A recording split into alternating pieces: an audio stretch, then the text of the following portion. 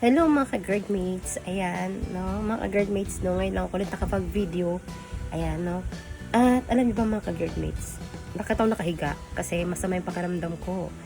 Pero okay lang naman ako, huwag kayong mag-alala sa akin. Ayan. Di bale, ang nararamdaman ko lang ngayon ay masakit aking buong katawan.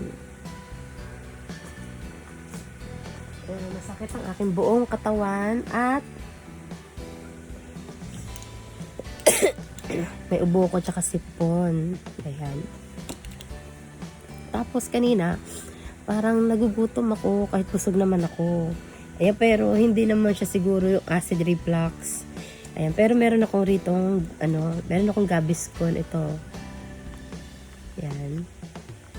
Meron akong Gaviscon, kung halimbawa umatake yung acid reflux ko, makakainom ako.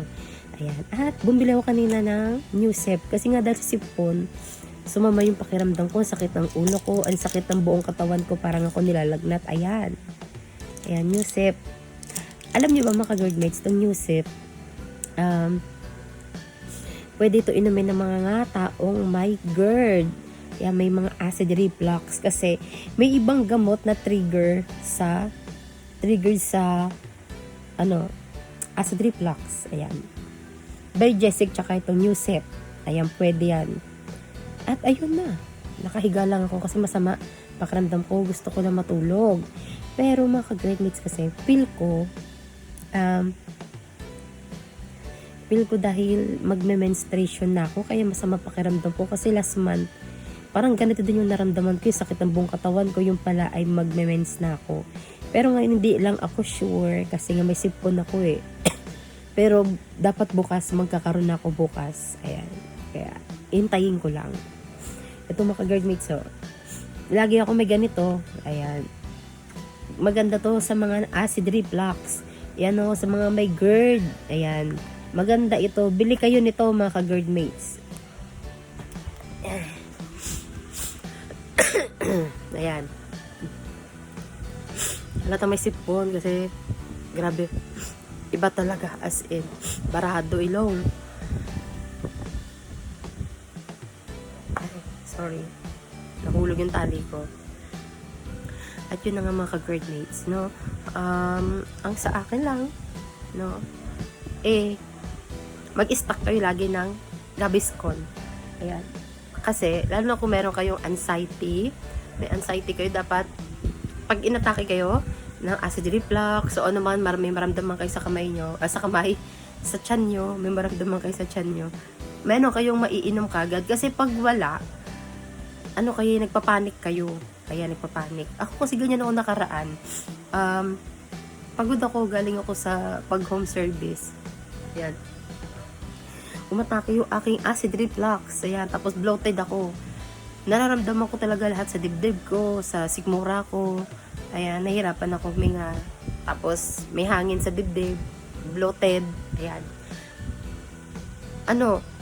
Tawag ito. Nakainom ako ng isa. Pero hindi ako kontento. Kasi gusto ko, meron pa akong nakikitang isa. Or meron akong stock. Kasi, pag makita ko na parang isa na lang, nagpapanik ako. Iniisip ko baka atakihin pa ako. Tapos, paano yun? Pag bumili ako, mahihilo ako sa labas. Ganon. May mga ganon pa rin akong naiisip. Ayan. Pero kasi ngayon, pag nag-grocery ako, bumibili talaga ako. Oo. Bumibili. Meron ako nito sa bag ko. Meron akong isa. Tapos itong tatlo, nasa rep lang to. Ayan. Pero pag ito, halimbawa, mainom ko to,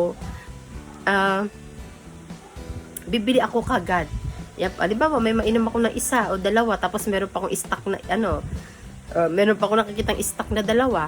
Ayan. Bibili ako kagad. Ayan. Kasi ayoko nang maubusan ako. Tapos, halimbawa, atakihin ako ng acid reflux tapos wala akong kasama, wala akong mauutosan. Ayan, kasi ang mga anak ko nasa school, ang partner ko nasa trabaho. Ayan, tulad yung nangyari nakaraan. Ayun, so, nakaraan, naghahanap ako ng, yung parang pasabay, yung magpapasabay ka sa Ayan, pero wala akong makitang ganun. Ayan, kaya ang ginawa ko, naglakas loob ako, nag-e-bike ako, kahit nahirapan ako, kinakabahan ako, bloated yung tiyan ko, kakaiba yung hangin sa dibdib ko, ayan, lumabas talaga ako naka-e-bike kasi kailangan ko talagang bumili. Kaya kailangan kong bumili, kailangan kong maikalma ang aking sarili. Kaya yun. Kaya, mga ka-guardmates, kahit mga Biogesic, ayan, no, kailangan may mga stock kayo niyan, Biogesic. Ako meron talaga ako stock niyan. Kasi, sa tuwing magme-mens ako, ayan, no, anak ko, masakit ulo nila. So, yung Biogesic, maganda siya inumin. Ayan, so nakakawala ng sakit ng ulo. Ayan. Kaya, kailangan, may stock ka talaga. Kaya ito yung stock ko, yan. Ngayon, uminom na ako ng isa para sa sipon ko. Pero, ito nga yung pakiramdam ko, parang nagugutom na naman ako. Katapos ko lang kumain. Ayan. Hindi ko lang bakit. Siguro, ano siya, epekto siya pag malapit na yung menstruation ko. Parang ganun. Kasi, ay, hindi ko alam. Bakit ganun? Basta nag-iba ang sintomas ko sa tuwing magme-mens ako. Masakit ang katawan, lalagnatin, ayan. Tapos parang nagugutom kahit busog naman. Ayan, kaya hindi ko lang. Ayan, kakain ko lang, ang ulam ko ay adobo, half rice. Ayan, tapos nagpatunaw nga ako ng 30 minutes. Pero feel ko, nagugutom ako. Pero ayoko na kumain kasi higa na ako. Kaya, kasi syempre, nahirapan tayong matulog pag busog. Kaya yun. Kaya yung mga ka-guardmates, Christmas, may Christmas light na ako sa labas.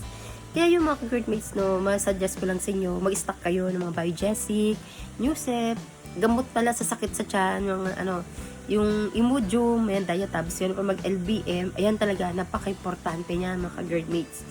No? Para kung halimbawang sumakit tiyan, ayan, hindi kayo maghahanap. Ayan, yun lang yung laman ng rep namin. Bukod sa mga vitamins, bukod sa vitamins, yun yung mga medicine na nasa rep. Biogesic, Newsep, tsaka Diatabs or Imodium, ayan. Tapos, syempre, yung Gaviscon, ayan. Kaya, ayun lang naman mga ka-guardmates, Maraming salamat. Update ko kayo kung anong dahilan, bakit ganito yung aking pakiramdam. Kasi dapat bukas magkaroon na dapat ako ng menstruation. Babalitaan ko kayo mga ka-guardmates.